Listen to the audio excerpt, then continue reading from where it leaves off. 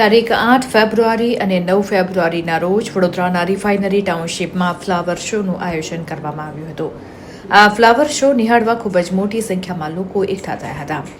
આ ફ્લાવર શોમાં લોકોનું મનોરંજન કરવામાં રિફાઇનરીના અધિકારીઓ દ્વારા જીવતા 6 જેટલા સસલા મૂકવામાં આવ્યા હતા. આ ઘટનાની જાણ થતાં પ્રાણી પ્રેમી સોનમબેન તિવારી સ્થળ પર પહોંચ્યા હતા અને આ જીવતા સસલા મૂકવા બાબતે વિરોધ કર્યો હતો.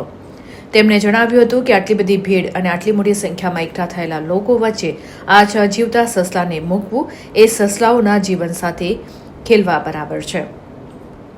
મોટા ઘોંઘાટમાં આ સસલાઓને ખૂબ જ નુકસાન થશે.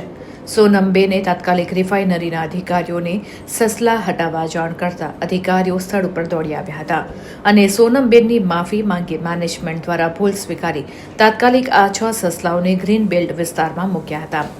રિફાઇનરી મેનેજમેન્ટ દ્વારા 6 સસલાઓની જાણ જોખમમાં મૂકતા પ્રાણી પ્રેમી રોષે ભરાયા હતા. પ્રાણી પ્રેમી સોનમબેન દ્વારા પોલીસમાં ફરિયાદ કરવાનું જણાવ્યું હતું.